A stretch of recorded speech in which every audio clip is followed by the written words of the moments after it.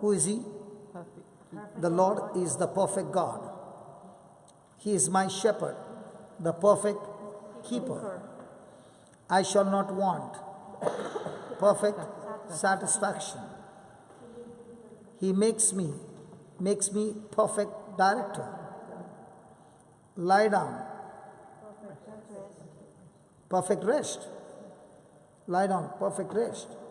In green pastures, perfect supply. He leads me. Perfect guidance. Where? Still waters. To still waters. So, do we have this assurance by Jesus? Yes. Hallelujah. Hallelujah. Thank you, Jesus. Hallelujah. Praise the Lord. Praise the Lord. That still waters will only come when I follow the director. Now let's take for example, was the prodigal son in his father's house in green pastures? Did he take a decision to leave his father's house and go to the next country?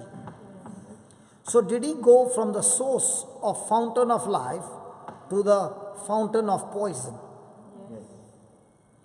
So was it the devil who made a mess in his life, or was it the son's own decision that led him to a mess?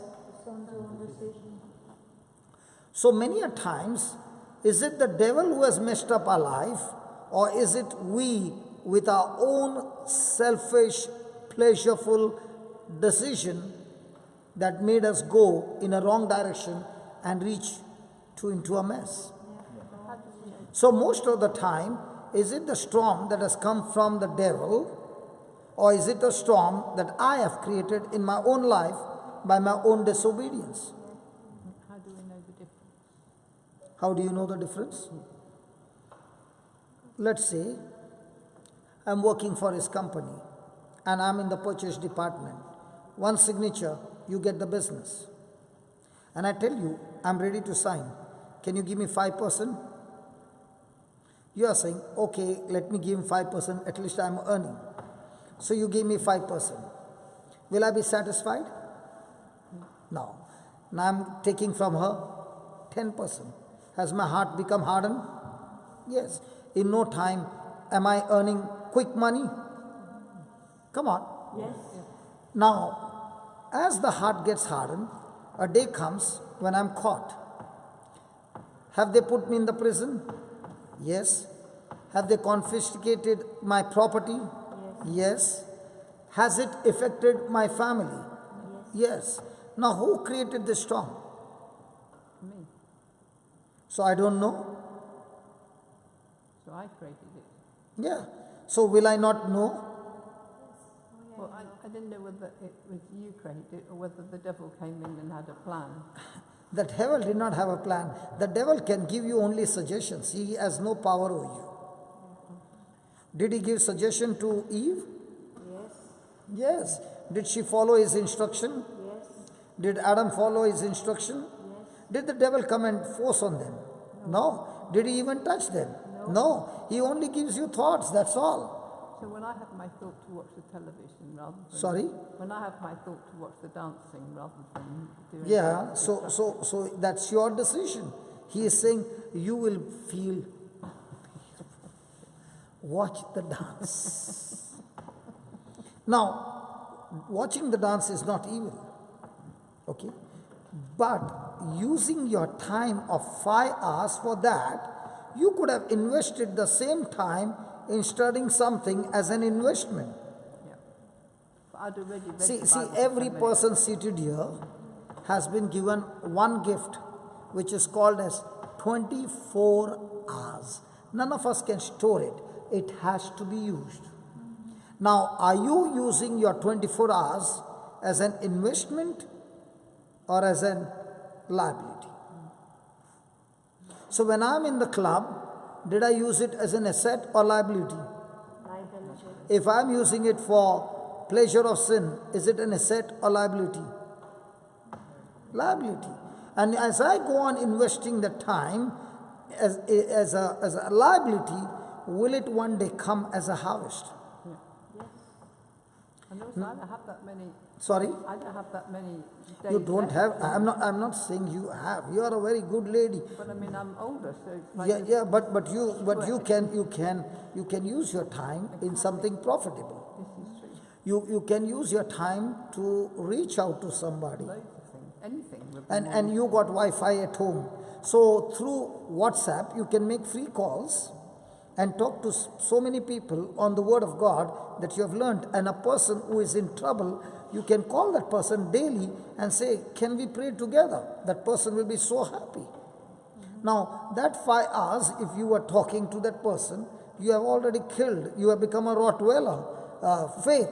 You are using that faith and you have killed that sickness. When you learn to kill the sickness in other people's body and life, your faith in your own life begins to rise higher and higher.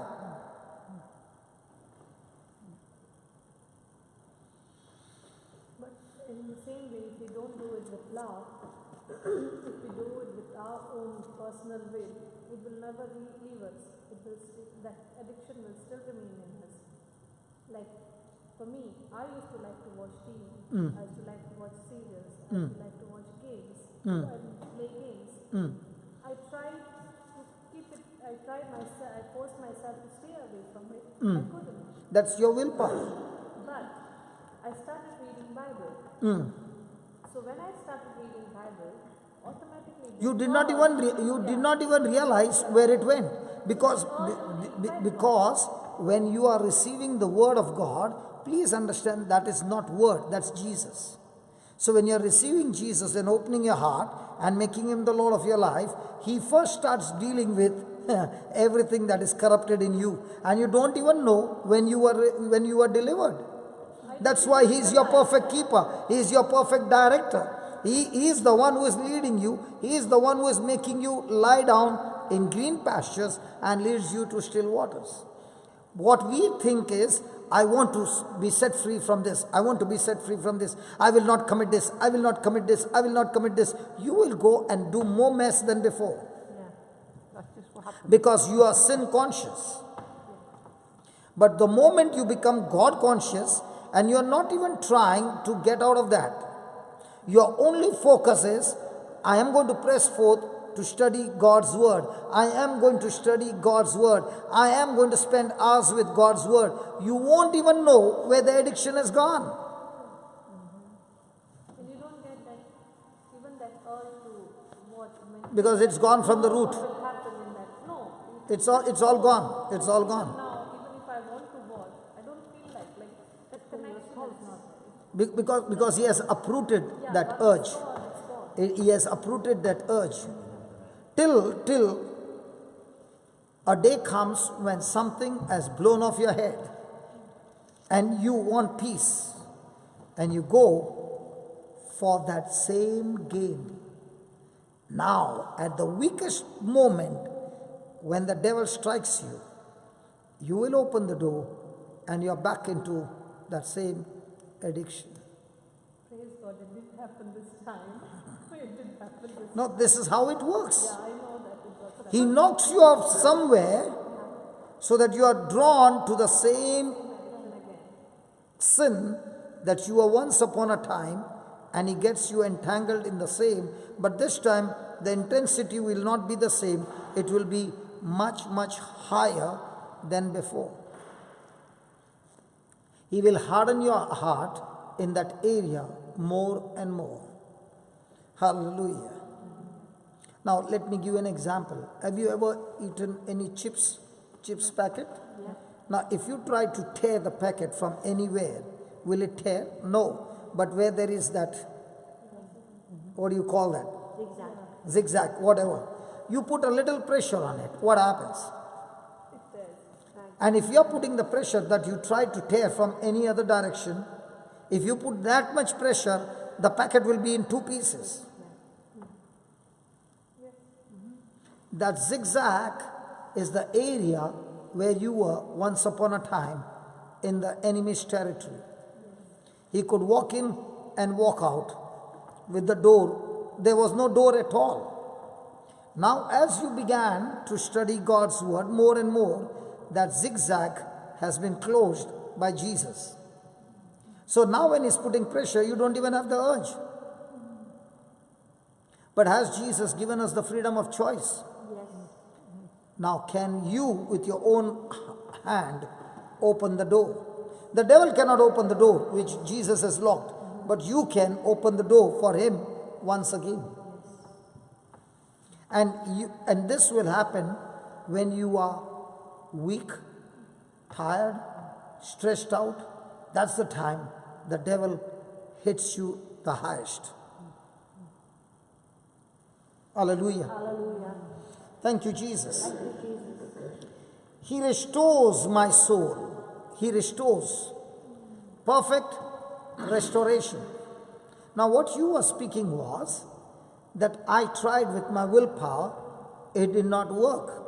Now, when you began to study God's word for hours together, your problem did not get solved on the outside, but you got solved from the inside. Now, that area which was stressing you has no more power. Now, you're not looking for something that you can divert your attention from the Lord and get engaged with something else. Because now your restoration is not, with getting into some other addiction, but your restoration is He restores your soul. Now, as you said, I tried with my willpower, it did not work, because we cannot restore our soul with our own strength. And if we could do it, why do we need Jesus? How come Jesus becomes the savior of our soul? He becomes the savior of our soul because we are already enslaved to the devil. And we cannot free ourselves from that slavery. We need Jesus. We need His word. We need His anointing. We need to praise. We need to worship. We need to give thanks to God. We need to use the tools of the heavenly kingdom. And the moment you use the tools of the heavenly kingdom, you are now connected to God, Wi-Fi connection. And when the Wi-Fi connection is on the word of God, and for a long duration, the strength gets stronger and stronger and stronger and stronger. And might be if you were in addiction of games for say 5 years, let's see, and you are studying the word of God continuously for 2 weeks, that 5 years addiction is gone for a toss within 2 weeks. But the question is, if she is forcing you to study, one, and you're studying because you have a desire to study, when she is forcing you, the result is not there. It might be there, but very, very minimum. But when you're doing it from your heart, it is amazing. So is He your perfect restorer? Yes. What is His intention? What is God's intention? Make us whole, make you a better person. God's intention in our life is to conform to the image of His dear Son, Jesus. So every test, every trial that comes into our life is to make us imitators of Jesus. So when we choose a decision, do we imitate Jesus or do we imitate the pleasure or comfort or happiness? Where do we focus on? When we are under any kind of pressure, at that time when we are making a decision, do we make decision based on what would Jesus do in a situation? What did Jesus do? Let me do the same. 1. 2. If I do this shortcut, nobody will notice me and I can get rid of this pressure. Which one? Are we mostly focused on comfort or dying to self? Are we mostly focused on holiness or happiness?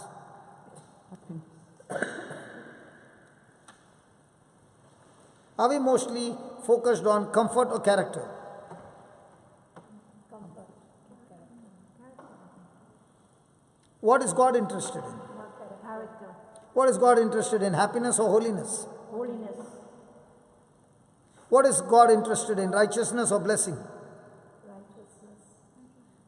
When we receive His righteousness, blessings come by default. Hallelujah. Thank you, Jesus.